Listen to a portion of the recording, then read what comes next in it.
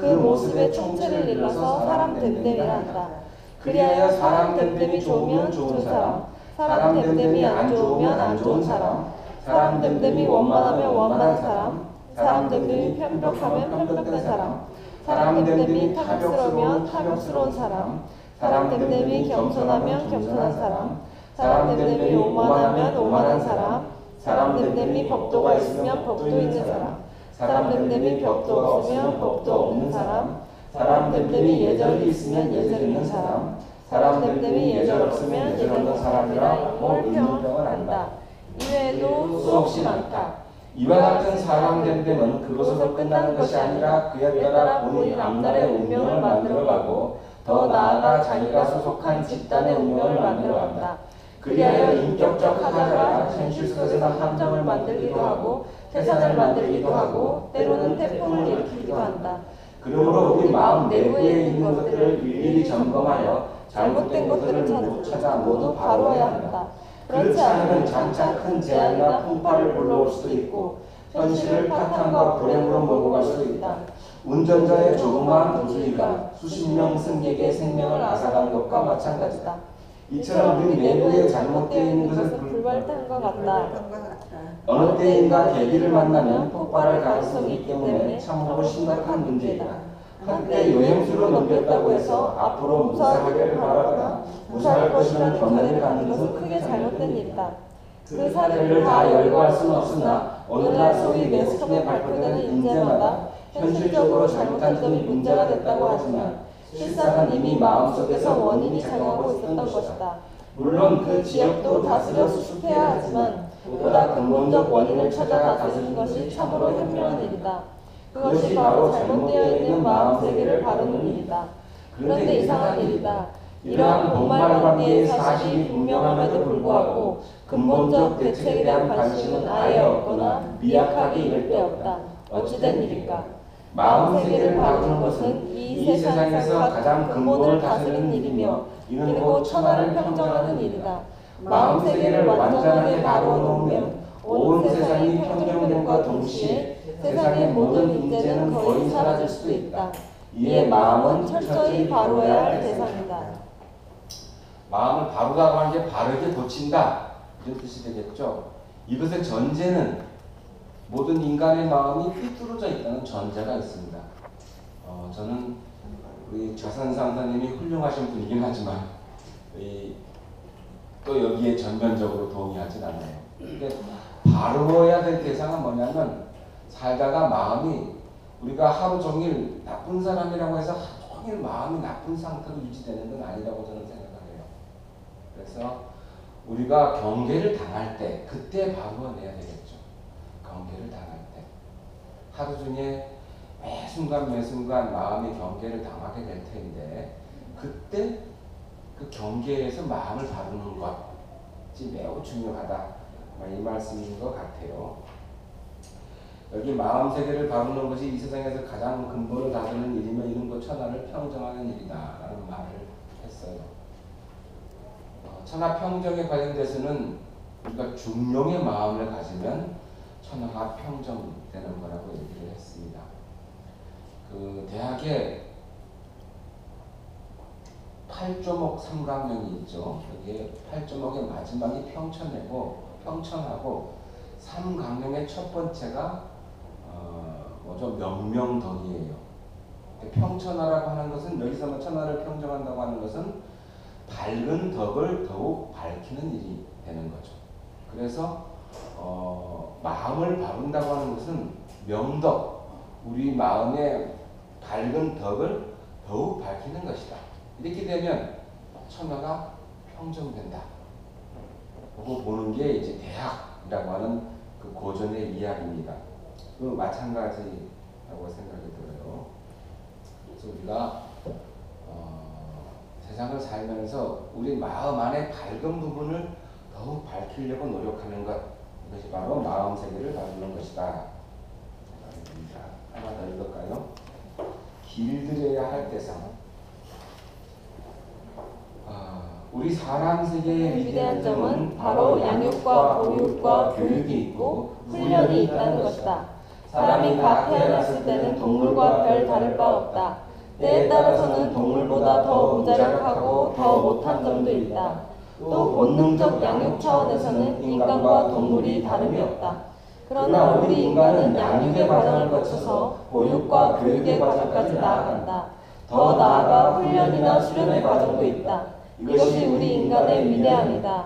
교육은 길들임이다. 우리는 교육을 통해서 놀랍게 발전된 모습으로 길들여지는 것이다. 이 땅은 개나 코끼리나 말이나 물개들을 길들여 관광 상품화하는 것을 본다. 이처럼 동물들도 길들임 따라 놀랍게 변한다. 하물며 만물의 영장이라 할 만큼 고등동물인 사람의 마음을 잘 길들여 놓으면 과연 그 결과는 어떠할 것인가? 또한 마음이란 길들임에 따라서 그 무엇으로도 변할 수 있는 가능성을 풍부하게 내포하고 있다는 것은 의심의 여지가 없다. 원시 사회에서는 우리 인간이 동물적 생물학적 삶을 벗어나지 못했다. 그 후 많은 역사와 더불어서 문화적으로 길들여져 왔기에 오늘날 찬란한 문화 문명의 생활을 영위할 수 있게 됐다. 이러한 사실은 의심의 여지가 없으나 문제는 어떻게 길들이냐이다. 어떤 형태로든 길들여지면 그것은 습관이 되고 인격이 된다. 우리는 살면서 담배 습관, 음주 습관, 마약 습관, 도박 습관 등 잘못 길들여진 나쁜 습관 때문에 큰 곤욕을 치르기도 한다.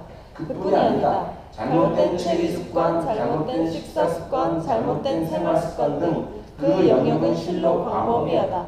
개인 차원뿐만 아니라 집단의 잘못된 반응도 마찬가지다. 불합리하고 비효율적인 관행들에 찌들어 있으면 이는 사회 발전의 역기능으로 작용한다. 저개발국가마다 깊이 살펴보면 아무리 합리적 사실적 근거도 없는 허무맹랑한 반응들에 찌들어 사회 발전의 중요 소재들을 소진시키는 것을 보게 된다. 이것들은 모두 미신스럽고 사사스러운 것이다. 우리나라도 한때 그러한 모습이 많이 있었다.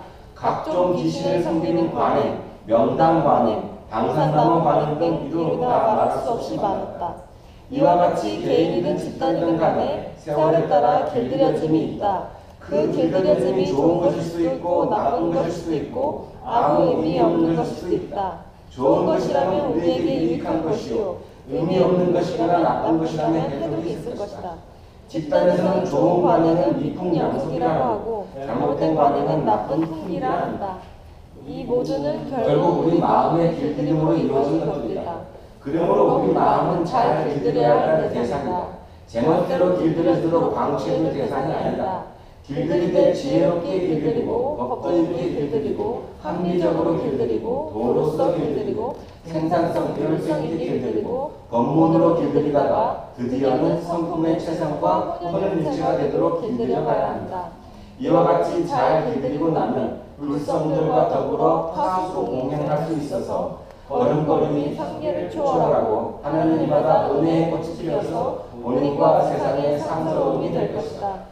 그러므로 우리 마음은 철저히 길들여야 할 대상이지 결코 방치할 대상이 아니다.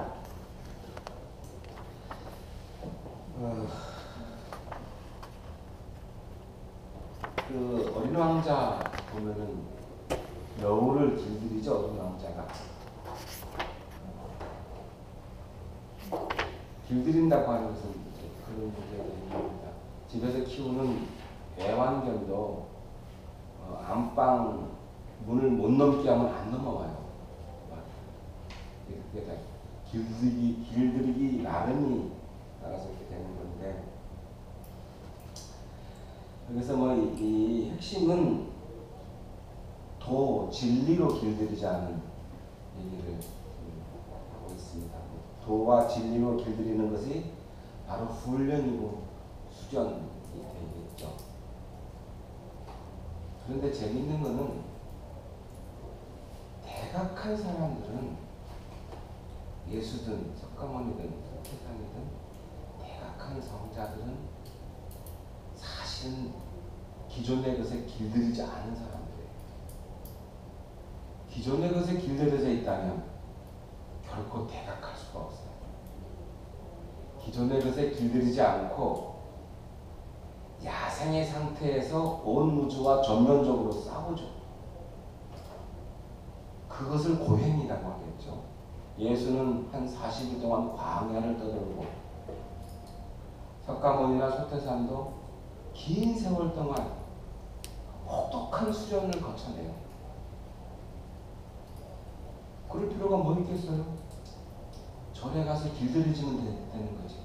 불교의 연원이 있고 금강경의 연원이 있으면 절에 가서 길들이면 되지. 뭐로 고행을 하겠어요. 그래서 저는 또 이 항목에 대해서 그다지 찬성하지는 않습니다. 길들여지기보다는 기존의 것에 길들여지란 말을 하지 않는 게 임재인데, 임재가 그랬죠. 부처를 만나면 부처를 죽이고, 조사를 만나면 조사를 죽이고, 아비를 만나면 아비를 죽이고, 스승을 만나면 스승을 죽이라고 했어요. 이게 뭐예요? 길들여지지 말란 말이에요. 그래서 뭘 하라는 거야? 자기만의 대각을 하라는 거예요. 자기만의 대각. 그것이 부처가 되는 것이 기조했어요. 다른 것들, 타력에 의해서 길들여지는 것을 경계하라고 말한 것이 임재의 좀 유명한 부처 죽임의 이야기입니다. 그렇게 보면 우리가 진리와 도를 찾아서 움직이고 수련하고 훈련하는 것은 매우 중요합니다만은, 그러나 기존의 것에 길들여지는 방식으로 가서는 곤란하다. 천편일률의 훈련 프로그램, 천편일률의 화두선, 천편일률의 말씀을 받드는 것은 조금은 곤란하겠다. 우리가 의두라고 했죠. 의두. 왜 의두라고 했어요? 화두를 의심하라고 했어요. 의심하라고 해서 의두예요.